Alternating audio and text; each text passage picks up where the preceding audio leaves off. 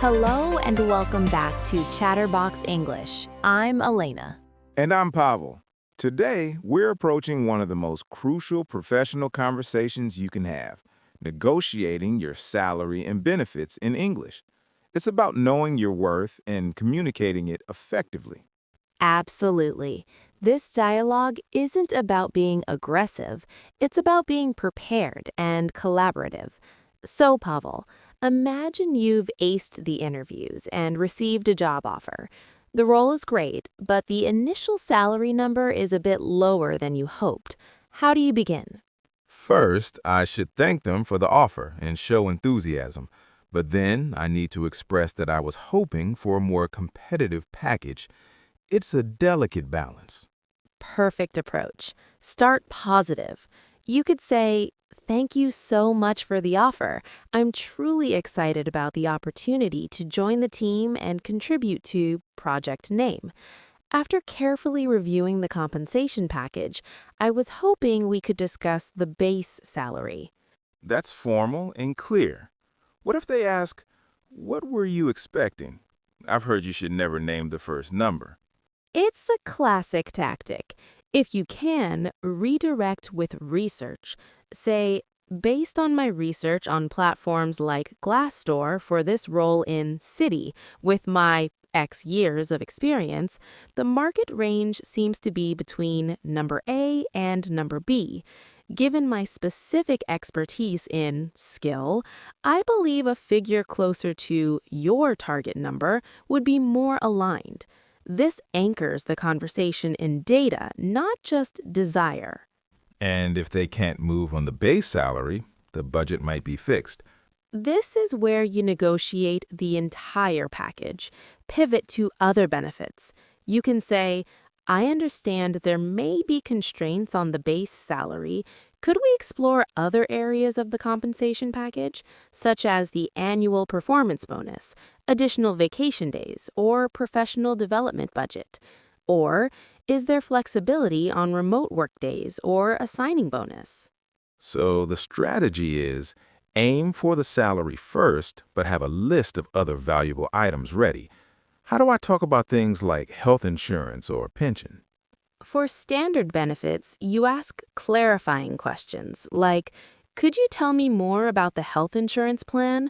What is the employee contribution? Or what is the company's pension match percentage?" This shows you're thorough. For additional requests, be direct. "Would it be possible to increase the number of remote workdays to 3 per week?" Let's practice. You're the HR manager who just made the offer. I'm negotiating. All right. Pavel, we're delighted to offer you the senior analyst position. The starting annual salary is 45,000 pounds with 25 days of holiday and our standard benefits package. Thank you very much for this offer. I'm really enthusiastic about the role and the team. I've done some market research for similar positions in London, and with my 5 years of experience in data modeling, the typical range is 48,000 to 52,000 pounds. Considering my track record of improving reporting efficiency, would it be possible to revise the base salary to 50,000 pounds? I see. Thank you for that context. Our budget for this role is quite firm at the moment. However, I can potentially look into a 47,000 pound starting salary, and we could review it again after a successful 6-month probation. We could also include a 2,000 pound signing bonus. I appreciate you looking into that. A 6-month review with a clear performance goal and a signing bonus would be a good step.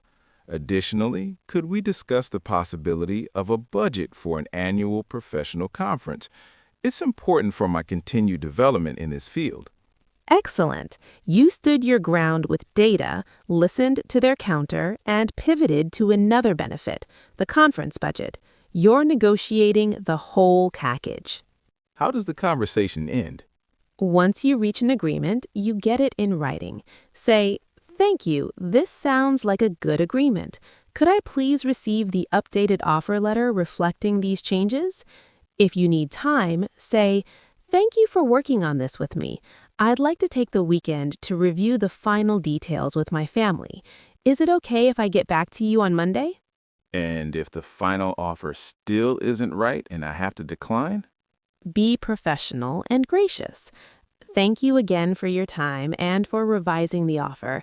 Unfortunately, after careful consideration, I won't be able to accept the position at this time, as the package doesn't fully meet my professional needs at this stage. I truly wish you and the team the best. Never burn bridges. So the pillars are 1. Research and know your market value. 2. Start with gratitude and data. 3. Negotiate the whole package, not just salary. 4. Get the final agreement in writing. Precisely. This conversation is a professional collaboration to find a fair value for your skills. Using this language empowers you to advocate for yourself with confidence. Thanks, Elena. This is a masterclass in professional self-advocacy. You're very welcome. Go get what you're worth. Thank you for learning with us. See you in the next high-value episode of Chatterbox English.